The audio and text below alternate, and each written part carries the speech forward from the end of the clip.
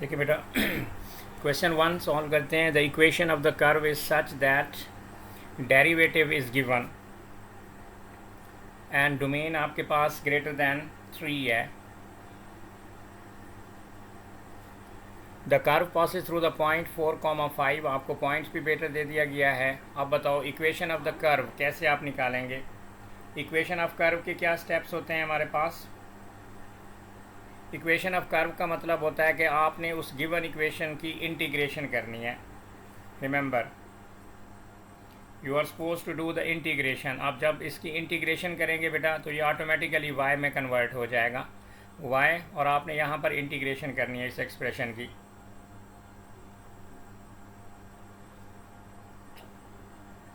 तो आप बताएं इंटीग्रेशन अगर याद है, याद रखो, you can not integrate in the denominator, you can not differentiate in the denominator. तो सबसे पहले आपने डिनोमिनेटर को ऊपर स्विच करना होता है. तो आप यहाँ पे क्या करोगे, पावर रूल आपका रिवाइज हो जाएगा 4. आगे आप ब्रैकेट लगाओ बेटा, this is x - 3 and whole power, ये -3 हो जाएगा आपके पास.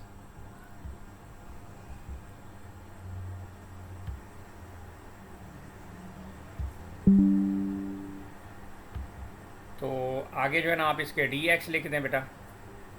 आप सर कौन सा पेपर है. पेपर 23 मई जून 12 वेरिएंट, मई जून 12 23. हम इसकी स्टार्ट से बेटा इंटीग्रेशन करने लगे हैं. इंटीग्रेशन करते वक्त आप एक चीज़ याद रखा करें, इस कांस्टेंट को बाहर फेंक दिया करें ताकि आपका पावर रूल जो है ना ये डिस्टर्ब ना हो. मैंने इंटीग्रेशन सिर्फ फंक्शन की करनी है जिसकी पावर होएगी. तो x - 3, इस सारे की पावर बेटा जो है ना ये -3 है और साथ इसके dx है. तो हमने इसकी इंटीग्रेशन करनी है. इंटीग्रेशन का जो पावर रूल होता है उसमें आपने n+1 ओवर जो है ना ये n+1 करना होता है और साथ c भी लगाना होता है. ये इंटीग्रेशन का पावर रूल है बेटा, अगर भूल गया है तो रिवाइज़ कर ले. तो दिस इज़ 4 इंटू x - 3, -3 में आप +1 ऐड करोगे तो ये -2 हो जाएगा, और इस नई पावर से -2 से आपने डिवाइड करना है, और इनटू ब्रैकेट का डेरिवेटिव, x का डेरिवेटिव 1 है वो यहाँ पे लिख देंगे और प्लस c आप यहाँ पे लगा देंगे. तो you are done with your integration. अब इसको मज़ीद सिंप्लीफाई कर लें. 2 के साथ अगर कटिंग करनी है तो ये आपके पास ऊपर -2 होगा और इस ब्रैकेट को वापस नीचे लेके आ जाएं उसी जगह पे जैसे आप इसको नीचे से ऊपर लेकर गए थे. तो this is x - 3 whole power 2 plus c. तो जब यहाँ पर आप इंटीग्रेशन कर लो तो आपको यहाँ पे वो पॉइंट्स चाहिए होगा, दैट इज़ 4,5. ये पॉइंट्स पुट करके आपने इस c की वैल्यू निकालनी है. 10 वी आर डन. तो आपने y की जगह पे बेटा जी 5 लिखना है. क्यों मैं ये पॉइंट्स प्लग इन कर रहा हूँ, ताकि मुझे c की वैल्यू मिल जाए, दैट इज़ -2 ओवर ब्रैकेट के अंदर बेटा जी आपने क्या लिखना है, 4 - 3. This is 4 - 3 whole square. Sir ये पॉइंट्स कहाँ से मिले आपको. ये गिवन है क्वेश्चन के अंदर. देखो ये क्वेश्चन के अंदर ये दिखा है 4,5 गिवन इन द क्वेश्चन. हमारे पास एक डिफरेंशियल इक्वेशन, ये डेरिवेटिव वाली इक्वेशन गिवन थी, इसमें पॉइंट भी गिवन था. मैंने जस्ट इक्वेशन ऑफ कर्व का मतलब है you are suppose to do the integration of the given derivative. तो इस डेरिवेटिव की जस्ट इंटीग्रेशन करनी है. राइट पे c लगाना है क्योंकि कांस्टेंट ऑफ इंटीग्रेशन लगाओगे because limit is not given, क्योंकि यहाँ पर लिमिट नहीं है, और जब लिमिट नहीं होती तो आपको कांस्टेंट ऑफ इंटीग्रेशन c लगाना होता है. तो यहाँ से c हमारे पास बेटा जी 4 - 3 1 होएगा तो -2, और यहाँ पर 5 है तो उधर जाकर प्लस हो जाएगा. तो c इज़ 7. तो जब c 7 है तो ऊपर वाली इक्वेशन को दोबारा आप लिख सकते हैं y equals -2 over x - 3 whole square plus c की जगह पे 7 लगा दें. This is our equation of curve. तो हमने इक्वेशन ऑफ कर्व निकाल ली. तो इक्वेशन ऑफ कर्व के बेटा जो स्टेप्स होते हैं,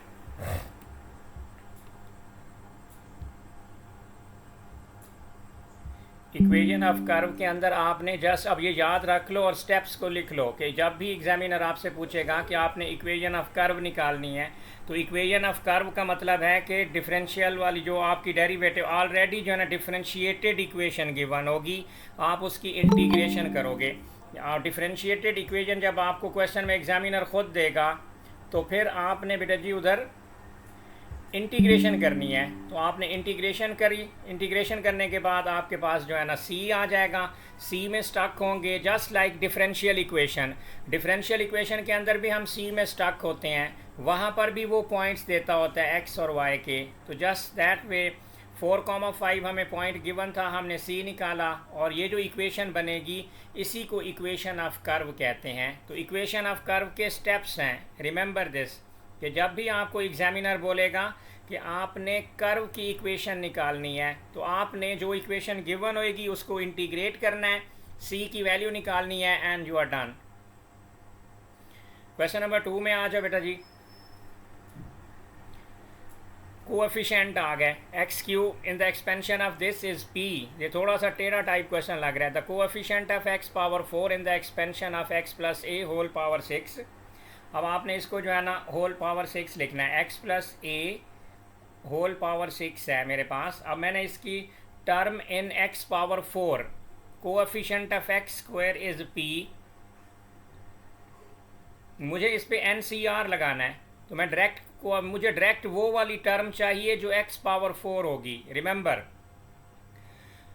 कोएफिशिएंट ऑफ एक्स स्क्वायर, यहाँ पे एक्सपेंशन नहीं लगा रहा, खिज़र याद रखो, यहाँ पे एक्सपेंड नहीं करना। Coefficient of x power 4 in the expansion is P, मुझे उसका कोएफिशिएंट ही गिवन है। तो 6c2 इंटू आपके पास जो है ना ये x है, x पावर 6 माइनस 2 4 लगा दोगे और आपके पास जो a होएगा a पावर 2 a स्क्वायर हो जाएगा। तो आप अगर अपना कैलकुलेटर यूज़ करो तो 6c2 आपके पास 15 आएगा और उसके साथ a स्क्वायर और x की पावर 4 हो गई। अब ये जो चीज़ है ना ये कोएफिशिएंट ऑफ x पावर 4 है और वो तो p है, तो लेफ़्ट साइड पे p लिख दो। तो यू कैन सिंपली से कि sir p equals 15a square. तो ये इक्वेशन यहाँ पे छोड़ दो और हमने क्या करना है, यहाँ तक ये वाला पार्ट मैंने यहाँ तक थोड़ा सा सीधा कर लिया और इसको एक इक्वेशन बना के छोड़ दिया कि भाई ये देखो कि अगर इस चीज़ का कोएफिशिएंट p है और उसने हमसे कहा कि a की वैल्यू आपने निकाल के देनी है। Next, coefficient of x square in this expansion is q, ये साइमल्टेनियस टाइप आपको बता रहा है और ये भी बोल रहा है कि p plus q is equal to 276 है। अब मैं सीधा दूसरी ब्रैकेट लिखूँगा बेटा जो कि आपकी ax प्लस 3 है। ax प्लस 3 इस सारे की पावर बेटा 4 है। अब आपने कंफ्यूज नहीं होना, इसका जो कोएफिशिएंट है इसमें से एक्स स्क्वायर की मुझे टर्म चाहिए। एक्स स्क्वायर की टर्म जो मुझे चाहिए तो मैं डायरेक्ट एन सी आर लगाऊंगा। यहाँ पर देखो आपने एक्सपेंशन नहीं करनी, एक्सपेंशन लगाओगे तो काफ़ी 2 टर्म्स 3 टर्म्स तक आपको जाना पड़ेगा, लेकिन जब आप जनरल टर्म के लिए n C r direct apply करते हो you get the direct coefficient of that power.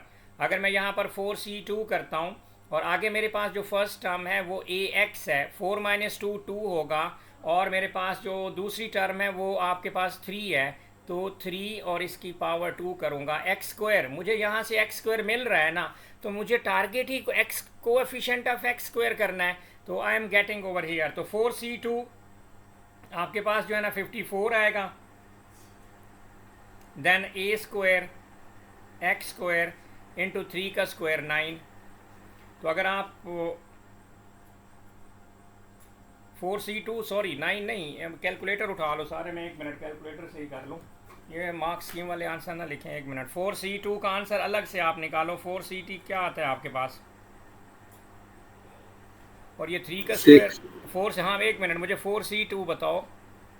4c6 है तो 6 आपके पास डायरेक्ट ये 6 है, तो 6 और यहाँ पे आप लिखो 6 into a square x square into 3 का स्क्वायर 9 करो, तो ये आपके पास 54 आएगा। क्योंकि वो मार्क स्कीम वाले 54 लिख रहे हैं तो मैंने डायरेक्ट 4c2 को 54 लिख दिया। 4c2 6 है और मैं यहाँ पर टाइम बचाने के लिए मेन सिर्फ डायरेक्ट वो बताता हूँ, बाकी आपका काम खुद आपने करना है।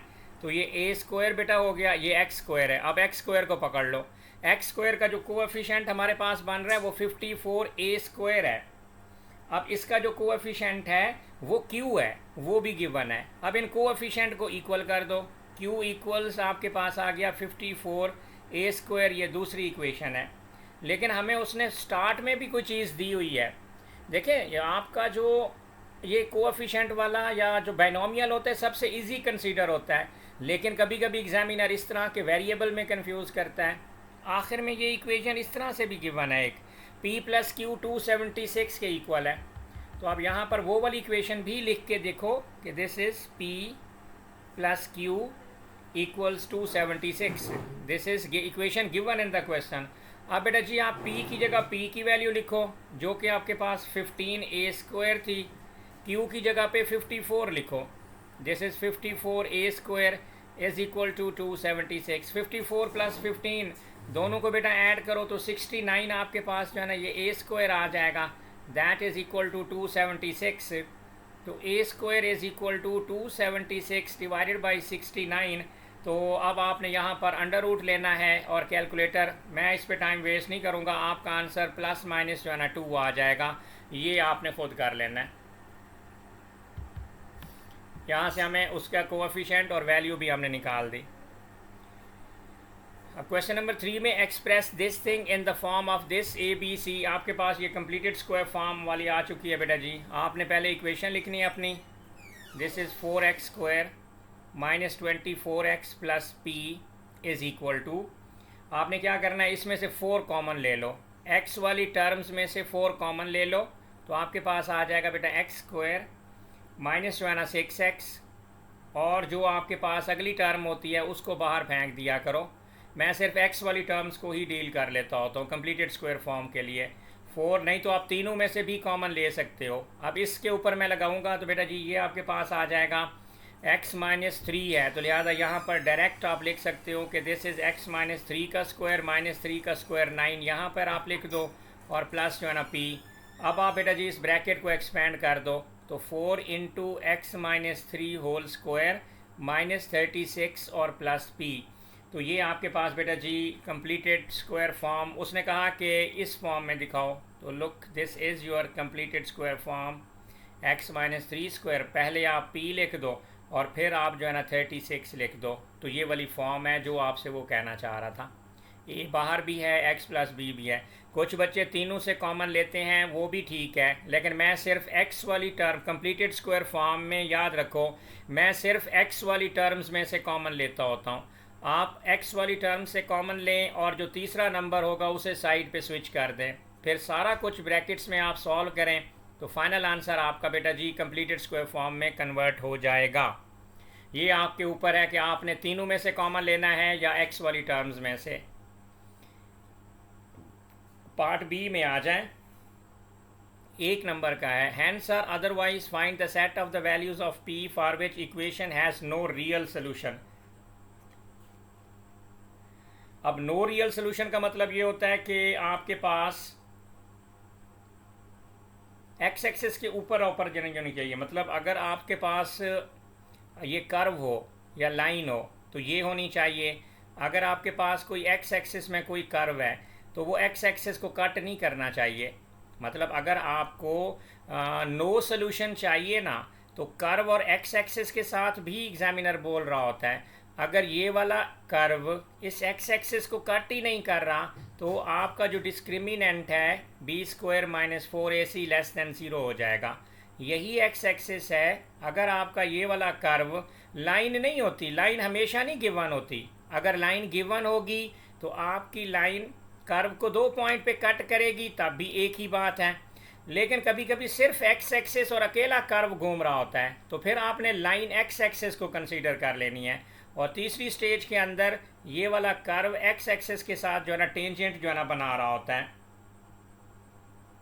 तो आपने कहना है कि जी ये अबव द एक्स एक्सिस होना चाहिए नो सोल्यूशन के लिए। तो इट मीन कि हमारे पास जो p-36 एंड पे जो आ रहा है ना c वाली बात, ये इसको हमने एक्सप्रेशन बनाया हुआ है, ये चीज़ p-36 ये नो सोल्यूशन के लिए ऊपर ऊपर होनी चाहिए, ग्रेटर दैन, जो यू कैन से कि p की जो वैल्यू है ना अगर ये 36 से ऊपर हो जाए तो फिर हम कह सकते हैं कि यहाँ से हमें कोई सोल्यूशंस नहीं होगा।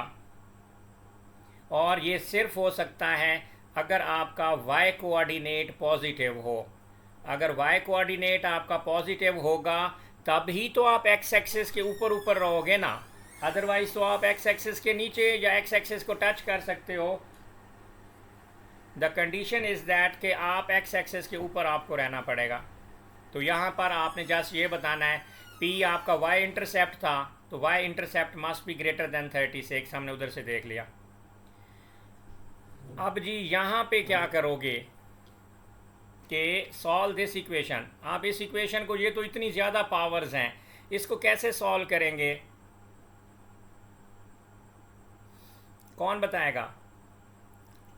खिज़र आप बताओ, इस इक्वेशन को क्या करना है आपने? सब्स्टिट्यूशन।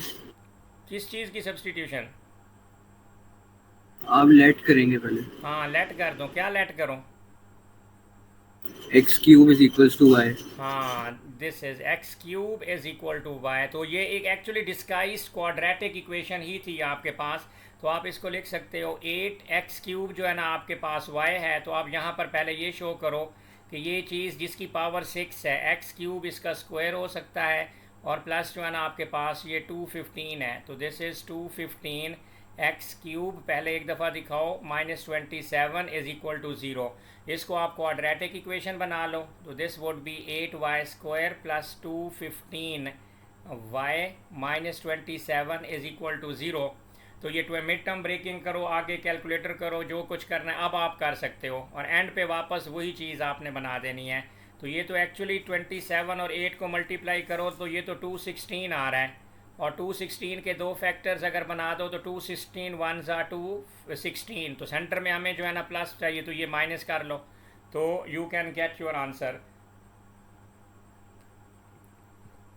ये वाला अब आपने कैलकुलेटर पे डालना है, तो इस पे टाइम वेस्ट नहीं करते, आप ये कर लोगे। सिर्फ इसमें जिस बच्चे को नहीं पता कि क्यूबिक जिसकी पावर ज़्यादा होती हैं, वहाँ पे आपने क्या करना है, अगर यहाँ पर x की पावर 4 होती तो आप x की पावर 2 को लेट कर देते। मतलब आप कहते x की पावर 2 जो है ना ये y है, और y is equal to x की पावर 2, फिर क्वाड्रेटिक बना लो, और क्वाड्रेटिक के अंदर क्वेश्चन को बेटा फिर सॉल्व कर लिया करें इस वाले क्वेश्चन में। हाँ ये चीज़। अब शेडेड रीजन आपने निकालना है, स्ट्रेट फॉरवर्ड शेडेड रीजन है, ये लिमिट्स आपको गिवन है, 0 से लेकर 4 तक लिमिट्स गिवन है, और आपके पास जो है ना बेटा जी ये वाला कर्व गिवन है।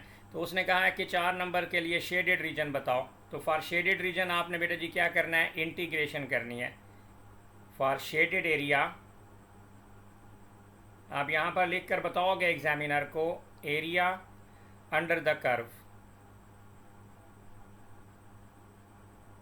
एरिया अंडर द कर्व जो है ना आपको बेटा जी शेडेड रीजन दे देगा। तो इंटीग्रेशन लिमिट के साथ 0 टिल 4, और आपने यहाँ पर जो है ना मेन इक्वेशन लिखनी है, और इसमें बस इंटीग्रेशन आपकी अच्छी होनी चाहिए। 10x to the power 1/2 minus जो है ना बेटा जी 5/2 x raise to the power 3/2 और साथ dx।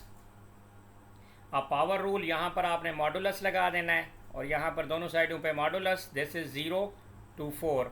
अब आपने लिखना है 10, कैलकुलेटर यूज़ करना है, 1/2 में 1 ऐड करो तो 3/2 हो जाएगा।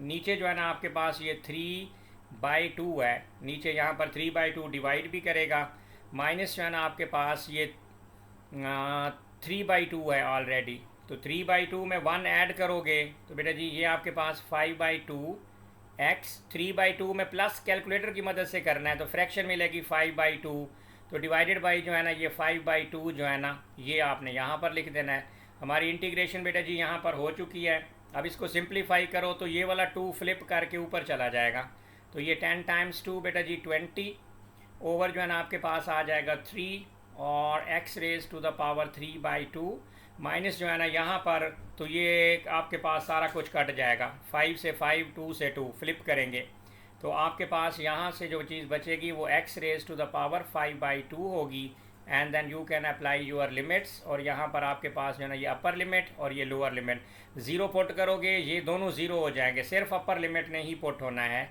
तो this would be like 20/3 into x की जगह पे लिखोगे 4, और 4 की पावर 3/2 माइनस x की जगह पे आप लिखोगे 4, एंड दिस इज़ 5/2। अब आपने कैलकुलेटर यूज़ करना है, यहाँ पर आपने तो कुछ भी नहीं करना, सारा काम कैलकुलेटर ने करना है। तो कैलकुलेटर आपको मार्क्स स्कीम के अकॉर्डिंग फ्रैक्शन देगा 64/3। तो आप ये वाली कैलकुलेशन चेक करके ये वाला आंसर वेरीफाई करना है।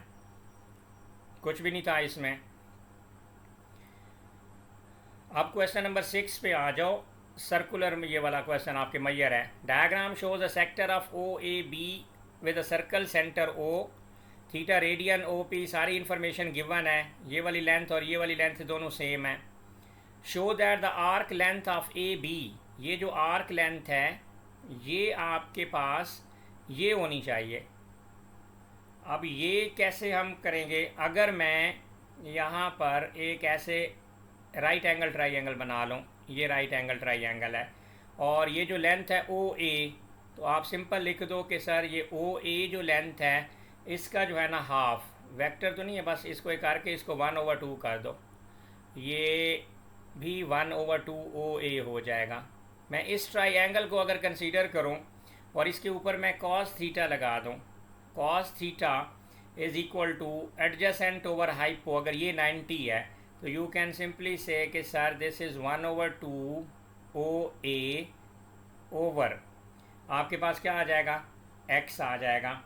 आपने इधर से ओ ए को सब्जेक्ट बनाना है। ओ ए को अगर आप सब्जेक्ट बनाना चाहो तो ये 2x जो है ना, ये जंप करके क्या होगा, ये दोनों ऊपर चले जाएंगे तो ये आपके पास बन जाएगा 2x cos थीटा। ये एक्चुअली ओ ए की वैल्यू हमारे पास जो है ना ये आ गई। ओ ए जो कि इस सेक्टर का रेडियस है, तो यू कैन सिंपली से कि दिस इज़ आवर रेडियस। तो मैंने यहाँ से रेडियस बेटा निकाल दिया।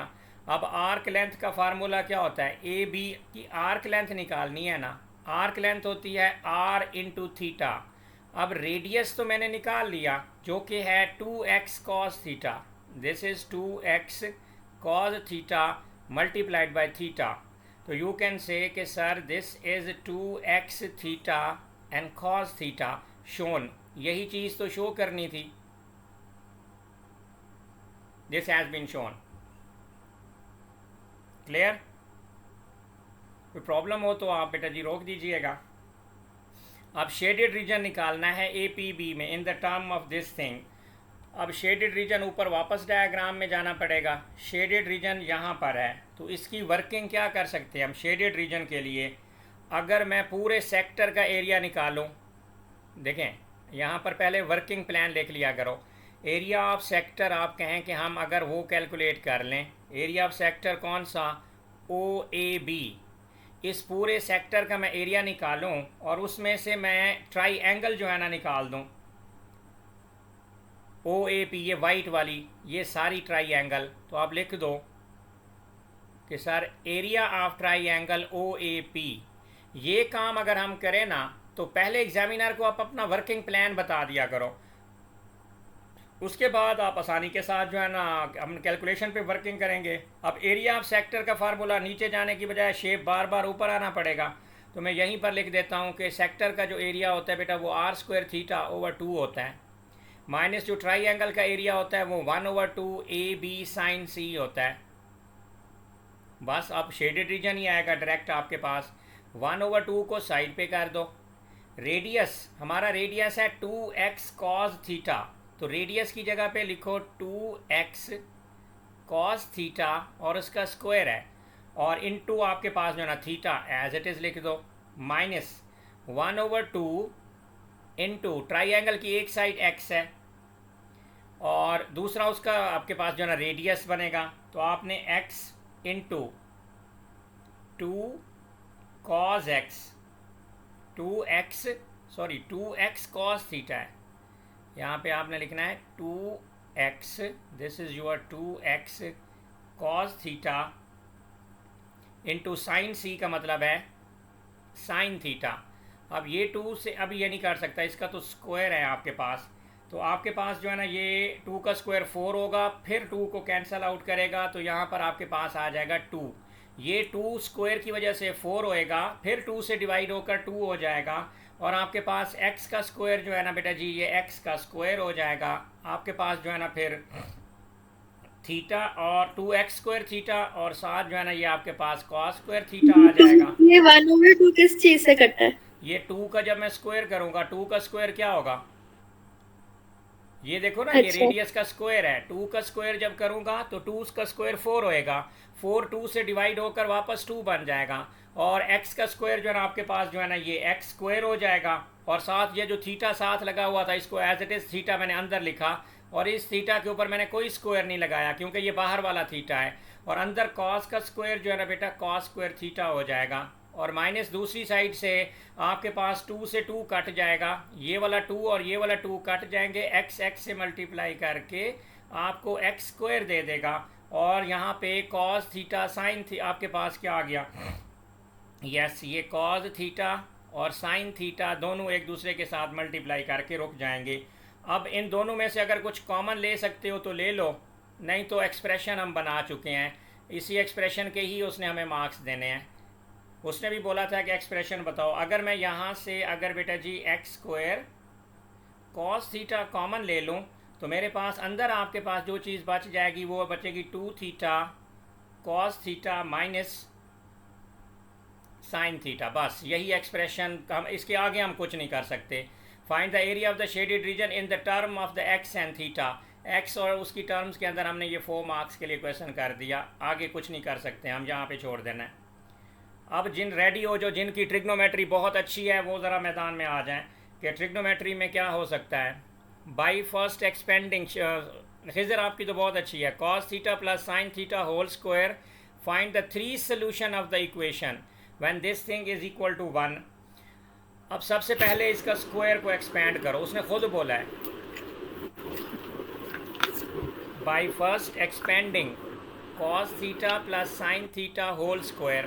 तो मैं आप आइडेंटिटी तो आपको बेटा आती है, आप आइडेंटिटी के अकॉर्डिंग आप इसको ओपन करोगे, that would be your A square plus 2ab plus B square. मैं इसके मुताबिक इसको ओपन करने लगा हूँ, जिसको नहीं आती वो परेशान ना हो। तो कॉस का स्क्वायर जो है ना बेटा जी आप सबसे पहले लगा दो कॉस स्क्वायर थीटा, और प्लस जो है ना आप लिखो 2ab, तो मतलब you can write your 2 sine theta cos theta plus B का स्क्वायर जो है ना वो कॉस स्क्वायर थीटा हो जाएगा, and everything is equal to 1, this whole thing is equal to 1। जब आगे इक्वल है तो पीछे इक्वल नहीं लगाना, तो यहाँ पे आप लिख दो 1। लेकिन हम जानते हैं कि भाई आपके पास ये कॉस है तो ये साइन होगा, फिर ये साइन स्क्वायर थीटा है। तो हम ये भी जानते हैं कि sign square theta plus cos square theta जो होता है वो 1 होता है। तो अब लेफ़्ट साइड पे आपके पास ये चीज़ बनने जा रही है दिस थिंग, तो this is 2 sine theta, this is 2 sine theta cos theta equals 1। We know sine square theta plus cos square theta तो 1 होता है, तो this is 2 sine theta cos theta is equal to 1। This 1 cancel this 1, तो मतलब right side पे आपके पास 0 बच जाएगी। तो यू कैन से कि this is 2 sine theta cos theta is equal to 0। अब इनको अलग अलग इक्वल, 2 ख़त्म हो गया, अब ट्रिग्नोमेट्री को इक्वल टू 0 करो। और ये चीज़ नोट करो, बहुत इंपॉर्टेंट है, साइन थीटा जब 0 के इक्वल होता है ना, बच्चा यहाँ पे रोने लग जाता है कि सर मैं अब क्या करूँ। कुछ भी नहीं करना, आपने थीटा निकालना है, that is equal to sine inverse of 0। Sine of inverse of 0 के आंसर रेडियन में रट्टा मार लो, 0 आएगा, पाई आएगा और 2 पाई आएगा। साइन इनवर्स में आप अगर 0 निकालोगे ना तो 0 आता है, तो लेकिन ये साइन 0 के आपने ऑर्डर में ये तीनों याद कर लेने हैं। जब भी आपके पास साइन थीटा 0 पे स्टक हो जाए, आपने 0 लिख के नहीं भागना, आपने साइन इनवर्स 0 के लिए रेडियन होगा तो 0 पाई 2 पाई, अगर डिग्री होगा तो 0 180 डिग्री। रिमेंबर, अगर डिग्री होता तो 0 180 डिग्री और 360 डिग्री आपने खुद से लिखना है, अदरवाइज आप फंस जाओगे, क्वेश्चन एग्जामिनर नहीं करने देगा, मार्क्स काट देगा। इधर से फिर कॉस का इन्वर्स लो, कॉस इन्वर्स 0, और अब यहाँ पर फिर कॉस इन्वर्स 0 लोगे, कॉस 0 के अब जो कॉस इन्वर्स जब लोगे ना वो 90 आएगा, क्योंकि बेटा कॉस 90 0 होता है। Remember this, cos pi by 2 में निकालो ना तो वो 0 आता है, लेकिन मैं तो 0 का इन्वर्स निकालना चाह रहा हूँ, तो कॉस का जो इन्वर्स होएगा it will be giving you pi by 2। Trigonometry में जहाँ पर एग्जामिनर बच्चों को फंसा सकते हैं ना वो ये वाला हिस्सा होता है कि बच्चा कॉस 0 पे कहेगा 0, सर जी इधर भी ज़ीरो आ रहा था, उधर भी ज़ीरो आ रहा था, तो यहाँ पर ही बच्चे सारे जो है ना ये फंस गए थे। पाई/2 ये 23 का 12 वेरिएंट है। यहीं पर ही कहते थे कि जो है ना कुछ शहजादे sir sine theta is equal to zero आ गया था, cause theta is equal to zero आ गया था, तो हम क्या करते। तो लिहाजा पेपर बहुत मुश्किल था, तो हमें जो है ना नहीं आता। तो ये रिमेंबर दिस पाई/2, और दूसरी चीज़ आपने लिखनी है 3/2 पाई। अगर कॉज इनवर्स हो, if remember, if cos 90 is 0, if cos pi/2 is 0, then cos inverse of 0 again giving you pi/2। उल्टा सोचें तो pi/2 ही मिलेगा ना भाई। अगर हमें cos 90 डिग्री 0 देता है और एग्जामिनर हमें कहता है cos इनवर्स 0 निकालो, तो वो हमें 0 थोड़ी देगा, वो तो हमें वापस 90 देना चाहिए। तो दिस इज़ द पॉइंट जहाँ पर एग्जामिनर जो है ना बच्चों को रुला देता है और वो कहता है कि भाई अब आगे सर ये 2 साइन थीटा कॉस थीटा से ये दोनों अलग कैसे हुए हैं? 2 बेटा 2 जो है ना इसको जाकर 0 से डिवाइड करो, 2 तो ख़त्म हो गया ना नंबर। एवरीथिंग में you make everything equal to 0। Remember 2 को इक्वल टू 0 करो, समझो कांस्टेंट तो ख़त्म हो गया। अब 3 चीज़ें थी हमारे पास बेटा, दिस इज़ वेरी इंपॉर्टेंट। इस चीज़ को याद करो कि ट्रिग्नोमेट्री में एग्जामिनर कैसे आप लोगों को फंसा सकता है, और ये उसका मेजर फैक्टर है, जो कि उसका एक समझ लो ना एक ट्रैप है कि वो बच्चे को यहाँ पे बचाएगा कि भाई ये बच गई और sine theta cos theta is equal to 0 है। बच्चा कहेगा मैं अब क्या करूँ, और उसने कहा हुआ है कि आपको आप यहाँ पे रेंज है आपके पास 0 से लेकर जो है ना आपके पास, आप उसके आपने बताने हैं सॉल्यूशंस बताने हैं। आप अगर मैं सिर्फ एक को सॉल्व कर देती, या मैं साइन को सॉल्व कर देती, या मैं कॉस को कर देती। बेटा यहीं पर तो बच्चे फंसे थे पिछले साल के, जिन बच्चों ने पिछले साल एग्ज़ाम दिया है ना एएस का, वो यहाँ पर ही फंस गए थे। और इफ़ यू रिमेंबर, अगर कोई आपके जानने वाले हैं जिन्होंने यहाँ पे मिस्टेक्स की थी, उसके साइन 0 पे फंस गए और कॉज 0 पे, cos theta is equal to 0 आ गया, साइन थीटा भी बेटा 0 के इक्वल आ गया। तो पहले तो ईमान 2 वाला प्रॉब्लम ख़त्म करो, 2 इज इक्वल टू 0, 2 तो ख़त्म हो गया। अब 2 चीज़ें हैं, साइन थीटा अकेला इक्वल टू 0 होएगा एंड कॉस थीटा भी अकेला इक्वल टू 0 होगा। अब आप अकेला करोगी तो रेंज में नहीं आना ना, रेंज देखो। अब रेंज हमारी जो है ना, अब यहाँ पर देखो डिग्री नहीं हमें चाहिए, हमें रेडियन में उसने रेंज दी हुई है। तो मेरा जो आंसर होगा थीटा का वो आएगा, एक तो 0 आएगा खुद, उसके बाद जो है ना फिर pi/2 आएगा। मैं पकड़ूंगा, ये देखो 3 आंसर मुझे साइन इनवर्स 0 से मिलेंगे और कॉज इनवर्स से मुझे ये 2 मिले, 0 pi/2 और देन पाई। यहाँ पर आप इसको सर्कल कर लो बेटा।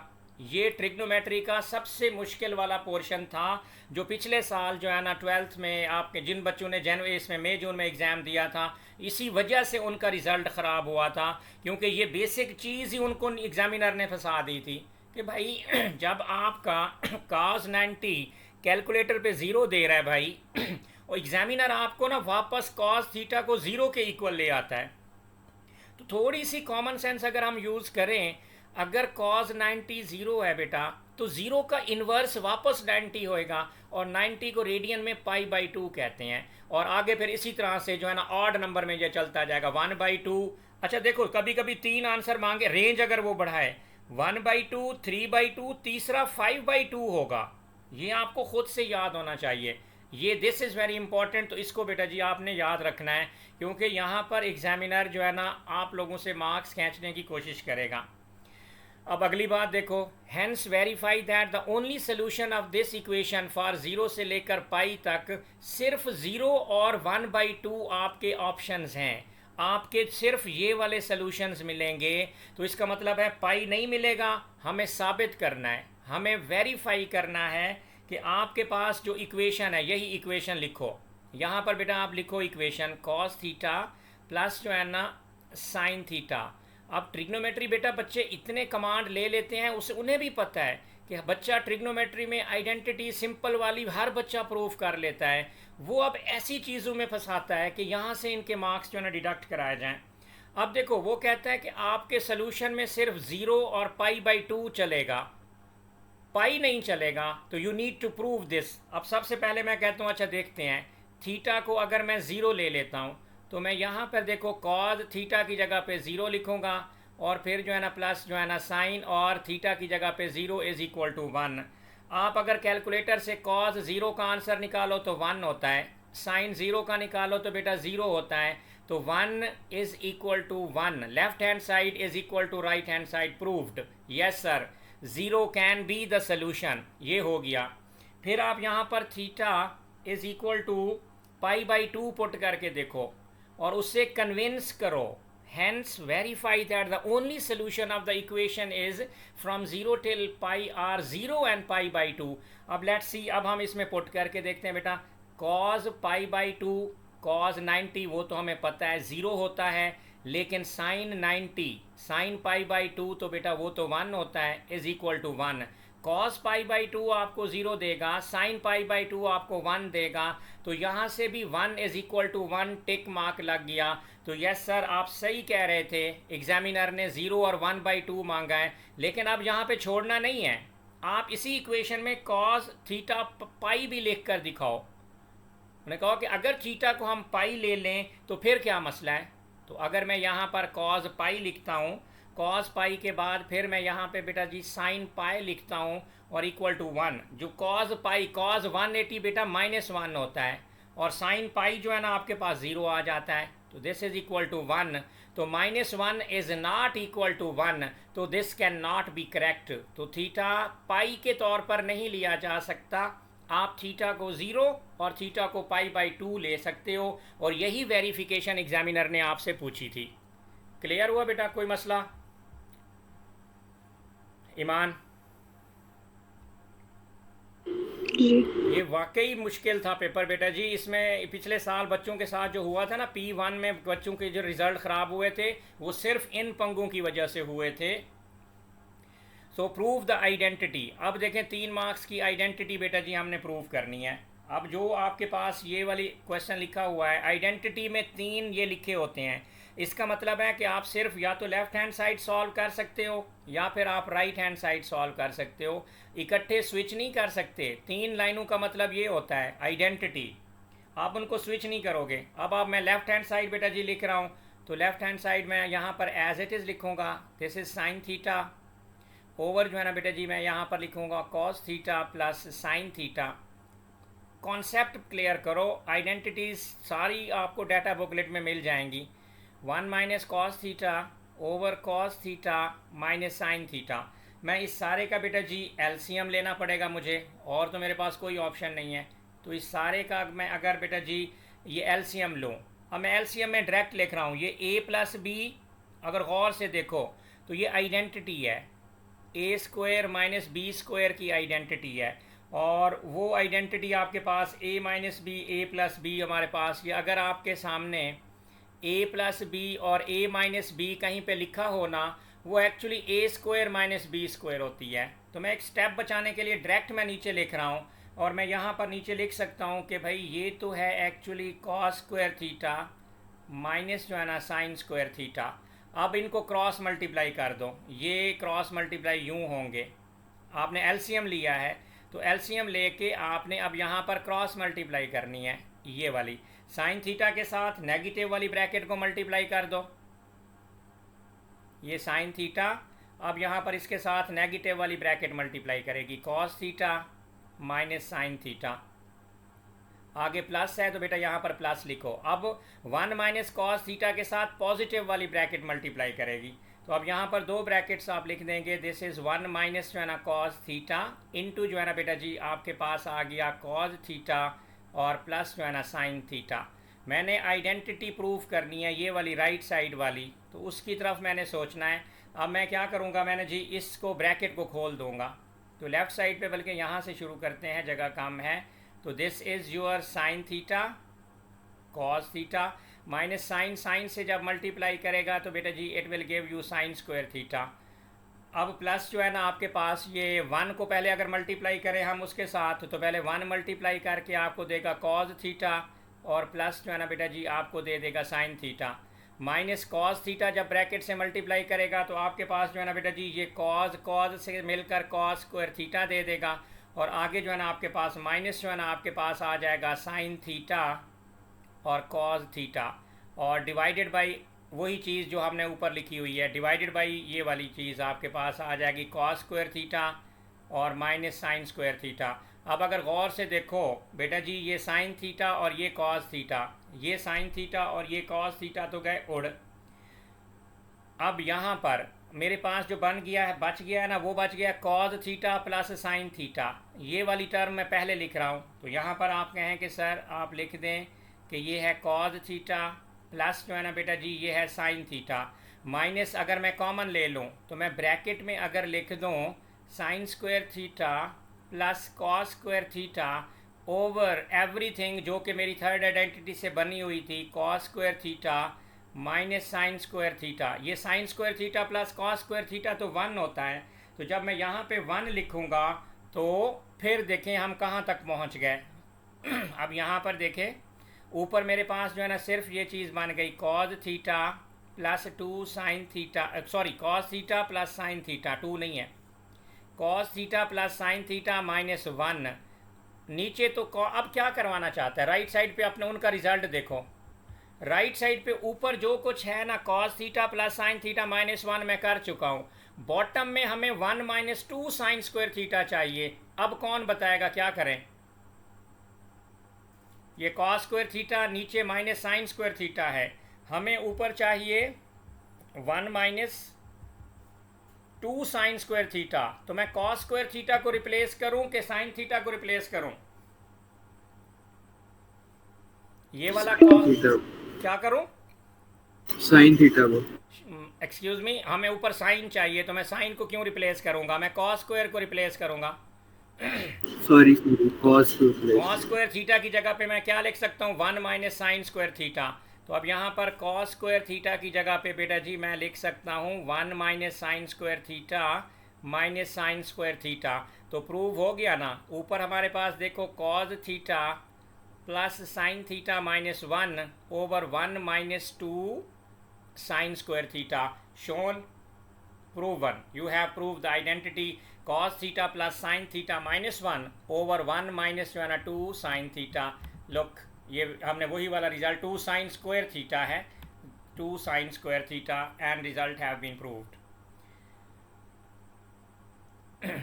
part C, using the results of A part 2 and part B solve this equation।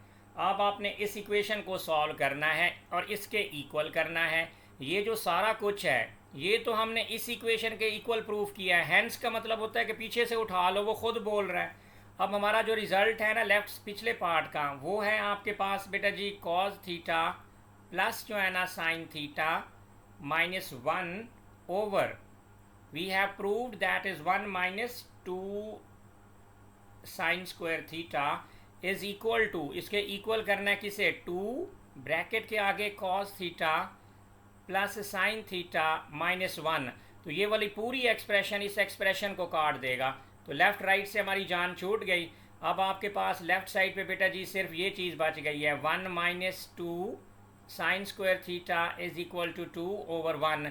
अब अगर मैं क्रॉस मल्टीप्लाई कर दूं तो बेटा जी ये मेरे पास आ जाएगा 1 minus 2 sine square theta is equal to 1 over 2, और मैं अगर इसको 2 साइन स्क्वायर थीटा को उधर ले जाऊं और 1 में से 1/2 माइनस कर दूं तो आपके पास बेटा जी ये चीज़ यूं बन जाएगी 2 sine square theta is equal to 1 minus 1/2, it is 1/2, और 2 को भी उधर ले जाओ तो आपके पास लेफ़्ट साइड पे बन जाएगा sine square theta is equal to 1/4।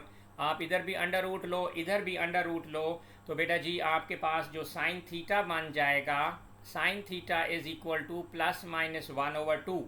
अब मुझे इधर आर करना पड़ेगा, इधर आर करने के लिए पहले मुझे अगर एक थीटा चाहिए तो उसका मैं लिखूँगा साइन इनवर्स ऑफ 1/2 पॉजिटिव, और दूसरा थीटा मैं निकालूँगा sign inverse of negative 1/2।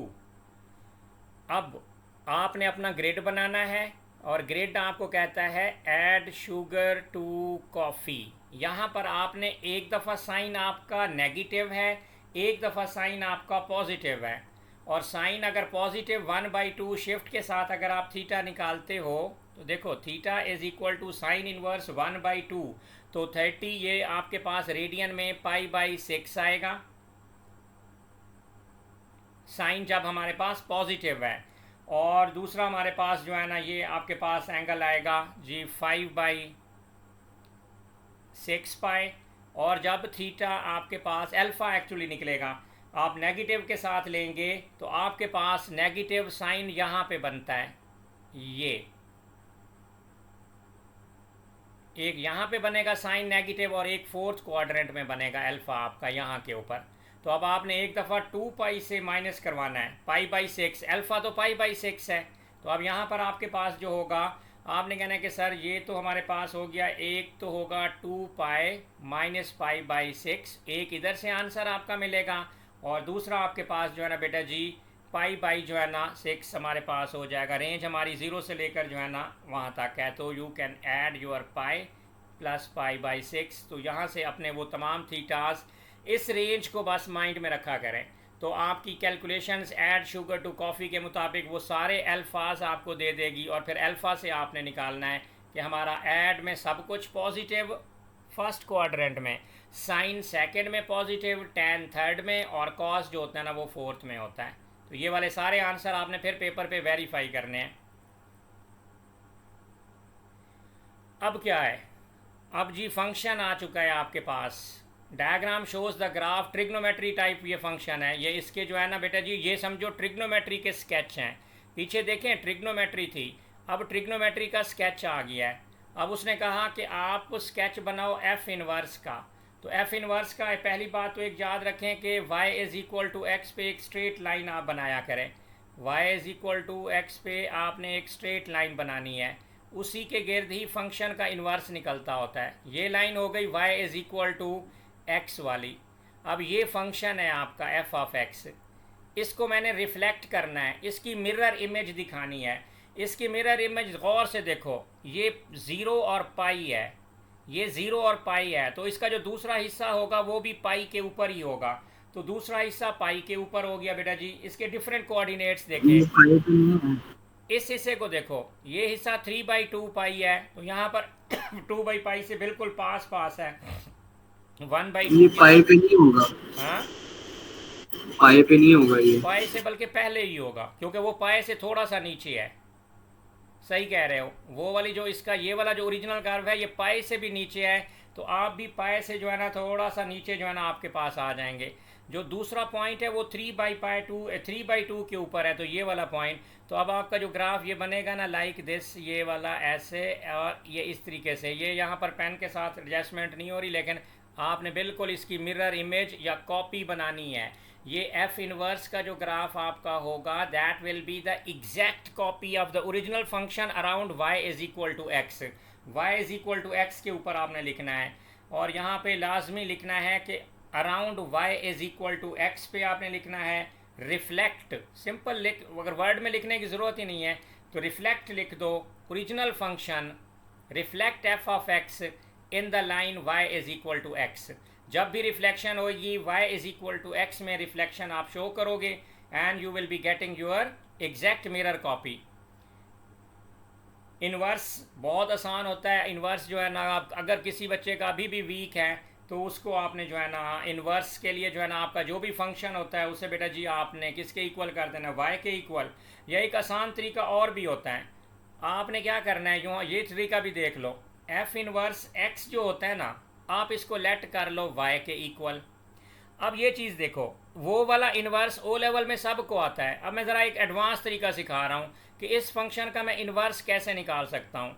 Late आपका जो इन्वर्स है वो y के इक्वल है। अब जो इन्वर्स को मैं राइट पे ले जाऊँ, गौर से देखना, ये भी कूल मेथड है। यहाँ से देखो, एफ इन्वर्स जब राइट पे जाएगा तो ये तो फंक्शन बन जाएगा, और ये फंक्शन y को रिप्रेजेंट कर लेगा। अब आपने क्या करना है, ये एफ ऑफ y बन चुका है। अब आपने कहना है कि भाई देखो, फंक्शन हमारे पास क्या है, फंक्शन है आपके पास 3 + 2 साइन x/4 था, लेकिन हमने उसको अब y कर दिया है, तो बेटा ये y/4 हो गया इज इक्वल टू x। अभी देखें 2 सेकंड में 3 को इधर लेकर आ जाएं तो ये आ जाएगा x - 3, ये 2 इधर आकर डिवाइड कर जाएगा, राइट साइड पे आपके पास आ जाएगा ओनली साइन y/4। अब आपको y/4 को अकेला करना है, साइन को वापस उधर स्विच करो। साइन और साइन इनवर्स एक दूसरे में इंटरचेंजेबल होते हैं। जब साइन को किसी जगह पे ले जाओगे वो इनवर्स बन जाएगा, जब इनवर्स को दूसरी साइड पे ले जाओगे वो इनवर्स ख़त्म हो जाएगा। तो यहाँ पर आप लिख दो कि sir this is our sine inverse and this is x-3/2 is equal to y/4। लेकिन हमने तो अब बताना है कि जी हमारे पास जो 4 है, 4 को भी इधर लेकर आ जाओ, तो ये बन जाएगा 4 sine inverse into x-3/2 is equal to y। अब ये y है। अब मेरी बात सुनो, मैंने ऊपर क्या लिखा है, y जो है वो ही तो f इनवर्स x है। तो बस अब आपने कुछ भी चेंज नहीं करना, y की जगह पे जस्ट आप f इनवर्स x लिख दो और राइट साइड पे right everything as it is. यहाँ पर आपको उधर क्या करते थे उस मेथड में हम पहले फंक्शन को y करते होते थे, x को सब्जेक्ट बनाते होते थे, फिर x की जगह पे इनवर्स लगाते थे, फिर y की जगह x लगाते थे। इधर आपको कुछ करने की ज़रूरत ही नहीं है। Over 2 and you are done. चाहे इस मेथड से आओ चाहे उस मेथड से आओ, इन्वर्स आपका ठीक होना चाहिए। ये भी मेथड है कि आप इन्वर्स फंक्शन जो निकालना चाहते हो उसी को y कर दो, x को यहीं पे रहने दो, इन्वर्स को राइट पे ले जाओ, फंक्शन बन जाएगा। जो फंक्शन गिवन होगा उसमें x उड़ गया तो वो y की शक्ल में कन्वर्ट हो जाएगा। और यहाँ पर आपने y को सब्जेक्ट बनाना है, उधर आपने x को सब्जेक्ट बनाना होता था। तो this is also a way to get your inverse function. तो आप जिसको ये लगे अच्छा ये कर ले, नहीं तो आप अपने पुराने मेथड से चलो। अब ट्रांसफॉर्मेशन ऑफ फंक्शन बेटा जी, ये वाकई मुश्किल पेपर है बेटा जी, इसको मान लो। अब इसकी ट्रांसफॉर्मेशन करनी है, the diagram shows this thing, complete करना है इसे, बल्कि ये फंक्शन इसका इन्वर्स होगा कि नहीं होगा। अब यहाँ पर देखो इसके पॉइंट्स कोऑर्डिनेट्स वाले नोट करो, जो पॉइंट उसने ओरिजिनल फंक्शन के दिए हुए हैं हमने उन्हीं पॉइंट्स को देखना है। इसके देखो बेटा 2 पाई है, ये ग्राफ 2 पाई के ऊपर है, पड़ा हुआ है हमारे पास। और फिर जो है ना ये 3/2 के ऊपर है, पाई के पॉइंट्स हैं, π/2 है और फिर 0 है।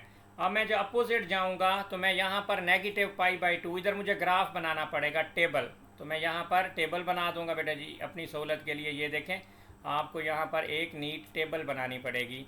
ग्राफ हमेशा ट्रिग्नोमेट्री वाले ग्राफ जितने होते हैं, अगर आप टेबल बनाओगे, कोऑर्डिनेट्स बनाओगे तो बेटा कभी भी गलत नहीं हो सकता आपका वो ग्राफ। तो यहाँ पर आप बेटा क्या कर लो, x लिख दो और यहाँ पर आप जो है ना अपना g(x) लिख दो, जो नया फंक्शन बनेगा। अब x की वैल्यू अगर मैं यहाँ पर -π/2 पुट करूँ, मैंने ये वाली वैल्यू लेनी है, π/2 पुट करो बेटा कैलकुलेटर के अंदर, आपका आंसर आ जाएगा 2.23। और फिर आपने अगला पॉइंट -π बेटा पुट करना है। यहाँ पर दिखाओ एग्जामिनर को कि मैं ये वाली वैल्यूज़ ले रहा हूँ। जब उसने कहा इसका ट्रिग्नोमेट्रिक ग्राफ बनाना है तो मैं कोई आसमान से थोड़ी नाजिल होंगी चीज़ें। ये पॉइंट 2/2 पुट किया गया है तो ओके, फिर 3/2 पुट किया गया है, इसी के हिसाब से इसने आगे जाना है। तो मैं यहाँ पे बेटा वही वाली वैल्यूज़ राइट साइड से ले रहा हूँ, लेफ़्ट पे भी उसी तरह ग्राफ ने आगे मूव करना है। तो -π बेटा पुट करो तो आपका आंसर कैलकुलेटर से 1.59 आना चाहिए। फिर अगली 4 वैल्यूज़ आप भी पुट करो उसी तरह। -π के बाद आपने जो है ना -3/2 पुट कर दें, ये वाली वैल्यू आप यहाँ पर आप पुट करोगे -3/2 और फिर आप बेटा जी राइट साइड पे लिख दोगे -2 तो यहाँ पर आपके पास जो है ना 1.15 और लास्ट में 1 आएगा। अब देखो इधर तो नंबर है ही नहीं, इसमें सिर्फ ये चीज़ याद रखो कि पाई की वैल्यू 3.142 होती है। अब y एक्सिस पे भी पाए, x एक्सिस के ऊपर भी पाए की टर्म्स में सब कुछ है, लेकिन g(x) की जो y की वैल्यू है वो 2.23 होनी चाहिए। अब हमारे पास ये पाई है, पाई 3.14 है, तो इसका मतलब है कि ये जो 2.23 होगा ये आपका हमारा अगर -π/2 पुट करें तकरीबन यहाँ पे कहीं पे होगा। तो इसका जो अगला पॉइंट होगा बेटा जी वो हमारे पास -π2, ये तकरीबन यहाँ पे कहीं पे पॉइंट है। ओके, फिर -π पुट करें तो 1.59, हमारा जो पाई है वो तो आपके पास जो है ना 1.5 मतलब ये पाई के साथ मज़ीद 1.5 पाई का हाफ करो तकरीबन जो है ना ये 1 ये तकरीबन इसके भी ये पास 1/पाई के ये यहाँ पे आपके पास बेटा जी ये नेगेटिव पाई के ऊपर यहाँ पे तकरीबन ये यहाँ पे वैल्यू ये कैलकुलेटर से आपको एग्जैक्ट आइडिया देता जाएगा। फिर -2/3 पे हमारे पास 1.75 आप आओगे, फिर वो यहाँ पर आपके पास ये वाली वैल्यू जी नीचे पे यहाँ पे आपको दे देगा। अब वाई एक्सेस पे भी आप आइडिया लगाओगे। और फिर जब -2 पे 1 था तो फिर -2 पे आपके पास जो है ना ये 1 यहाँ पे लाइक दिस। तो आपका जो ग्राफ होगा बेटा जी ये ऐसे ऐसे ऐसे ऐसे एक्सटेंड हो जाएगा। That's it. अब इस ग्राफ को देखकर बताओ इसका इन्वर्स है कि नहीं है, क्या ये 1 है कि नॉट 1 फंक्शन है। ये वाला जो ग्राफ है क्या ये 1 फंक्शन है कि नहीं है। इस पे हॉरिजेंटल लाइन टेस्ट मारो, ये हॉरिजेंटल लाइन टेस्ट ग्राफ के ऊपर जब आपसे कोई पूछे ना एग्जामिनर कि बताओ इसका इन्वर्स है कि नहीं है, आपने उसके ऊपर HLT horizontal line test apply करना है। अगर वो एक पॉइंट पे कट करे तो लिखोगे yes inverse possible, inverse exist. इस फंक्शन का एग्जिस्ट करता है इन्वर्स, क्यों? क्योंकि इट इज़ 1-to-1 फंक्शन और 1-to-1 फंक्शन का ही इन्वर्स होता है। और अगर कभी वो बोले कि कोई ग्राफ है उसका 1-to-1 उसका इन्वर्स नहीं है तो क्यों नहीं है, लाइक अगर इस टाइप का कोई ग्राफ होगा आप हॉरिजेंटल लाइन टेस्ट अप्लाई करोगे तो वो 2 पॉइंट पे कट करेगा, फेल हो जाएगा। तो आपने लिखना है कि अगर किसी फंक्शन का इन्वर्स पॉसिबल है तो क्यों है, उसका आंसर आपने लिखना है sir it is 1-to-1 function. और अगर वो बोले कि दिस इज़ अ फंक्शन और इसका इन्वर्स पॉसिबल नहीं है तो रीज़न बताओ, तो रीज़न आपने बताना है बेटा जी कि वो 1-to-1 फंक्शन नहीं है। आप देखो बे ट्रांसफॉर्मेशन आ गई बेटा जी 6 मार्क्स की ट्रांसफॉर्मेशन है। अब इसको पढ़ो गौर से, ये इम्पोर्टेंट है कि आपका जो ग्राफ है उसमें ट्रांसफॉर्मेशन आपने अप्लाई करनी है। अब देखें हमारे पास जो फंक्शन है y is equal to this is your sine X, हमारे पास ओरिजिनल ग्राफ है। अब ये साइन एक्स ये जब इसमें पहली ट्रांसफॉर्मेशन होती है y1 that is equal to sine x/4। x/4 का मतलब ये होगा कि सर ये तो स्ट्रेच है। अगर हम अपना ओरिजिनल फंक्शन देखें तो ये स्ट्रेच है पैरेलल टू x एक्सर, या सिंपल लिखो by factor 4 in x direction. x direction के अंदर आपके पास जो है ना ये वाला y1 है, उसके बाद जो दूसरी चीज़ है वो y2 है, फिर इसको 2 से मल्टीप्लाई किया गया है तो वो आपके पास है जी 2 साइन x/4। और जब आप फंक्शन को किसी नंबर से बाहर से मल्टीप्लाई करते हो तो वो stretch parallel to y axis होता है। तो यू कैन सिंपली से कि sir this is stretch parallel to y axis और इसका जो स्ट्रेच फैक्टर या स्केल फैक्टर है वो 2 ही है। और फिर इसमें 3 ऐड हुआ तो y3 की जो ट्रांसफॉर्मेशन है वो अब आप लिखोगे दिस इज़ 2 साइन x/4 और +3। जब इसमें +3 हुआ तो ये ट्रांसलेशन है बाय वेक्टर। तो यू कैन से कि this is your translation by vector. Translation by vector कौन सी है, this is 0 and this is 3। सो ये वाले ऑर्डर भी मैटर करना है जिसमें क्या क्या फर्स्ट पोजीशन पे आएगा, कौन सी सेकंड पे और कौन सी थर्ड पे आपके पास आई है। तो क्वेश्चन नंबर 9 जी देखें बेटा, आपके पास AP और GP आ चुका है। The second term of a geometric progression is 16 and the sum to infinity is 100। तो सेकंड टर्म अब लिखें this is AR and AR is equal to 16 and R is equal to 16 pi A. This is, and then you have sum to infinity. The sum to infinity is A over 1 minus R and that is equal to 100. This is given. So you can say that this is A over 1 minus 16 by A and this is equal to 100. So take the LCM. So you will be getting like this expression A square over A minus 16 is equal to 100 and just do the cross multiplication. So you are getting your expression a squared minus 100a plus 1600 is equal to 0. So with this equation you can midterm it. This is a minus 20 into this is a minus 80. We are getting our two answer. A is equal to 20 and a is equal to 80.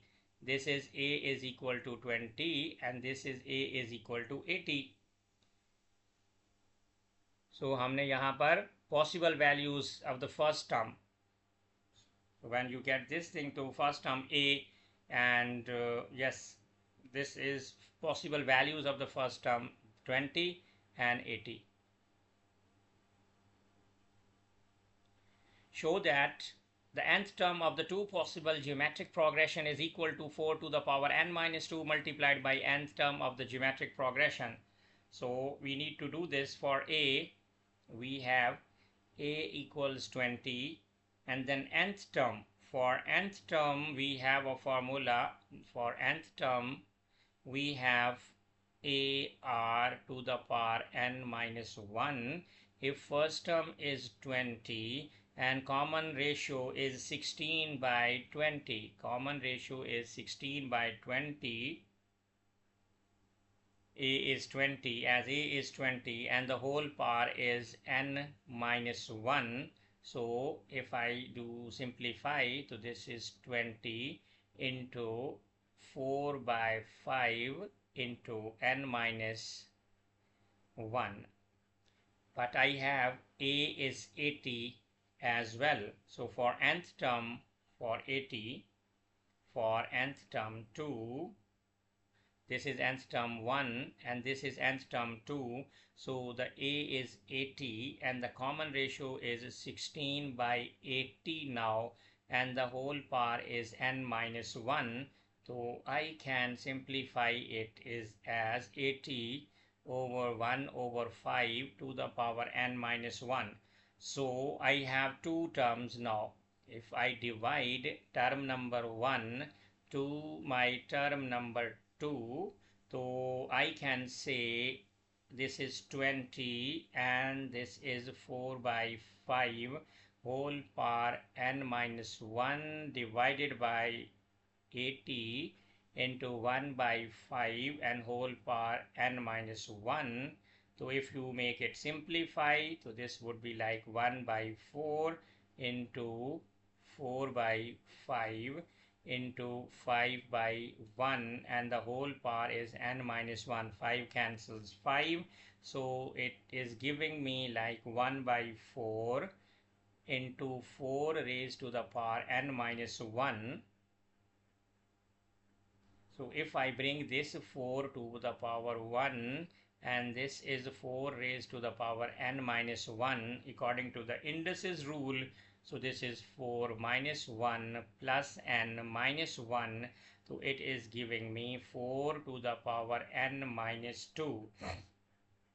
This is my expression into nth term.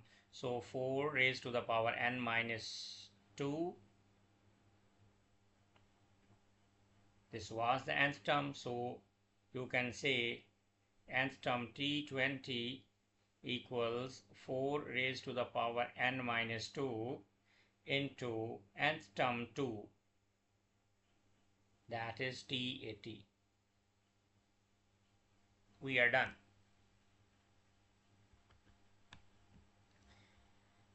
Question number 10. The equation of the circle is equal to 20. The line is tangent to the circle at point P. Show that one possible value of A is 4 and find the possible value of other. If I have my circle equation that is x minus A whole square plus y minus 3 whole square is equal to 20, and just expand it. If I expand this bracket, so this would be like x square minus 2ax plus a square, and for y and y I have for intersection, and this is the line, so I can use my bracket over here. So you can say this is x by 2 because y is x by 2 plus 6 minus 3, and it is whole square, and this is equal to 20. So when you expand this square, so you will be getting like x square by 4 plus 3x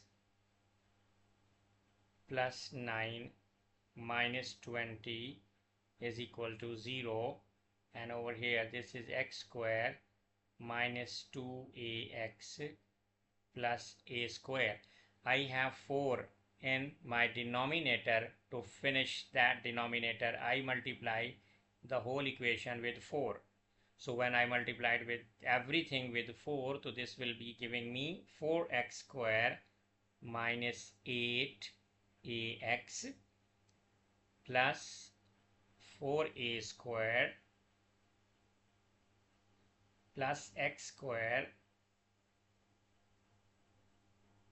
plus 12x minus 44 is equal to 0.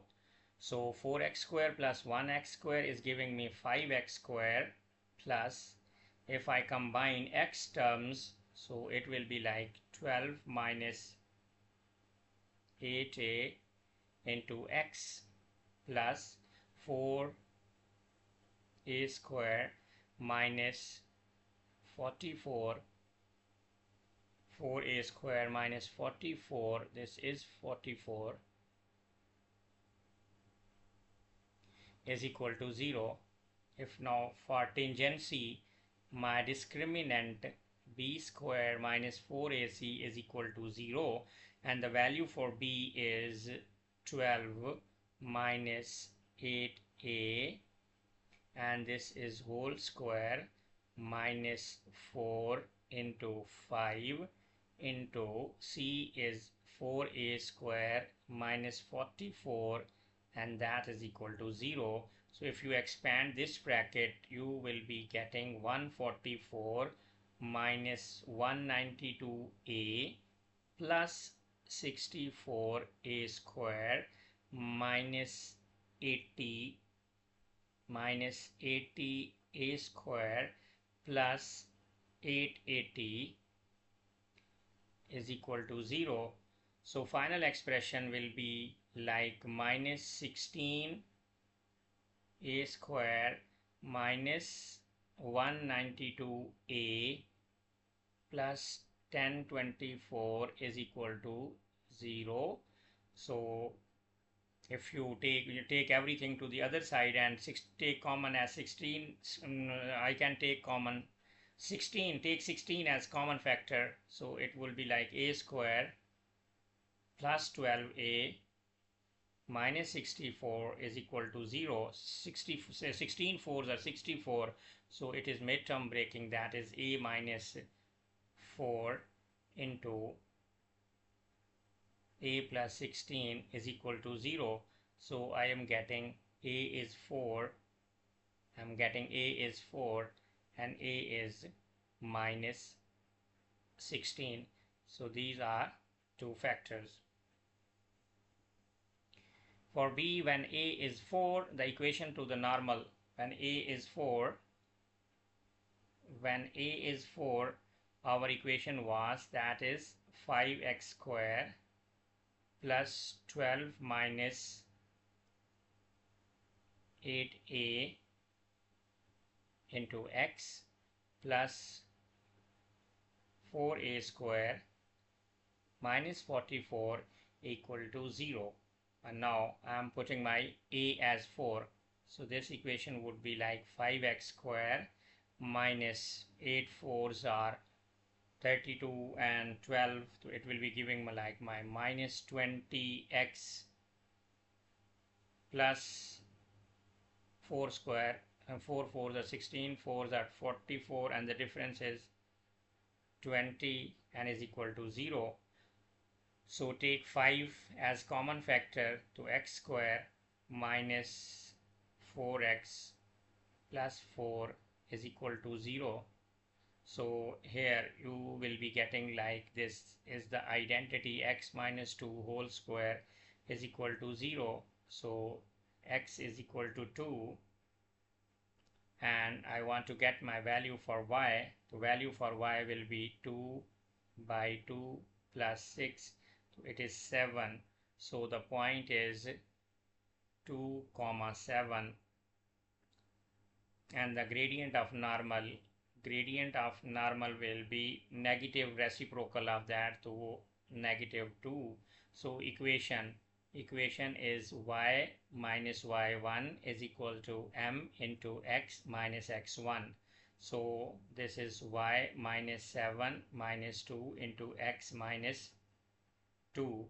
So final expression y equals negative 2x plus 11. This is the equation of the normal.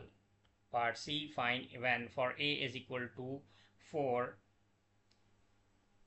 find the equation find the equations, and again y equals negative 2x plus c, and we have our equation of circle, that is x minus 4. This is x minus 4 whole square plus y is now negative 2x plus c minus 3, and it is whole square, and everything is equal to 20. So if you expand this bracket, so it will be giving you like x square minus 8x plus 4 times 4 are 16, plus expand this bracket as well, it will be giving you like 4x square minus 4x into c minus 3 plus c square, according to the identity, c square minus 6c plus 9 minus 20 equals 0. So final expression will be like 5x square plus 4 minus 4c into x plus c square minus 6c plus 9 is equal to 0. For tangent c, our b square minus 4ac is always equal to 0. Now plug the values for the b. So b is 4 minus 4c and its whole square minus 4a, and a is 5, and c, our c is c square minus 6c plus 5 is equal to 0. So if you expand this, this is 16 minus 32c plus 16 c square minus 4 5s are 20. So this is 20 c square plus 120 c minus 100 is equal to 0. So you can say this will be like minus 4c square plus 88c minus 84 equals 0. So take 4 common and make it positive. So this is c square minus 22c plus 21 is equal to 0. Midterm breaking, c minus 21 into c minus 1 is equal to 0. So we have c equals 21 and c equals 1. So we have our equations. Now y is equal to minus 2x plus c. So c is now 21. This equation can be like this, or if we use c is 1, so this is minus 2x plus 1. So this is our second equation that was required. So the question number 11, find the derivative of the equation. So if it is y and y equals k and convert it into the power format, so we can use our power rule, 4x plus 1 whole power negative 2 minus x plus 5, I want to take the derivative of my equation, that is dy by dx, and it would be 1 by 2 of k into this is 4x plus 1 minus 1 by 2 and then